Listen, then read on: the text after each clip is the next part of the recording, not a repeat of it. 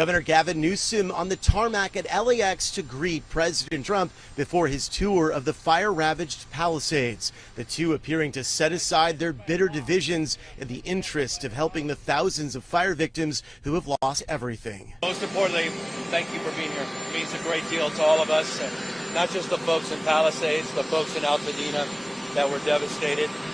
We're going to need your support. We're going to need your help. You were there for us during COVID. I don't forget that, and I have all the expectations that we'll be able to work together to get this speedy recovery. We will.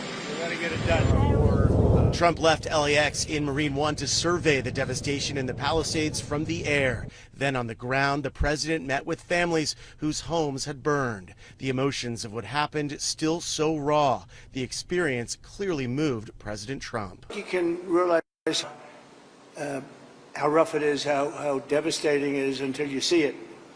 I didn't realize, I saw a lot of bad things on television, but the extent of it, the size of it, we flew over it in a helicopter. We flew to a few of the areas, and it is devastation. It's incredible. It's really an incineration. Trump began the day in Asheville, North Carolina, where he promised federal help for the area ravaged by a hurricane 4 months ago. But questions swirled about how he would treat deep blue California. Trump and other top Republican allies have said repeatedly there should be conditions for any federal aid to the state. Trump repeated that statement Friday morning before leaving for Southern California.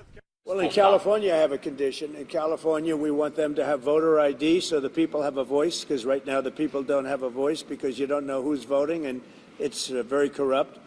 And we also want them to release the water. After thanking firefighters for their heroic work, Trump sat for a roundtable with LA Mayor Karen Bass and members of Congress from both parties. Trump did not appear to push holding back federal aid here in California until conditions were met, though he did continue to make the false claim that a so-called water release from Northern California could have prevented the horrific fire disaster, which experts say is not true. Trump also suggested FEMA should be overhauled or even possibly dismantled. FEMA is a very expensive, in my opinion, mostly failed situation. We had great people, we did some good jobs, but each state should take care of their problem and get money from the federal government. It would be so much better, so much more efficient. There was also this tense exchange between the president and LA Mayor Karen Bass over allowing people back to their homes in the burn areas. We are going to move as fast as we can, but we want you to be safe, and we want you to be back in your homes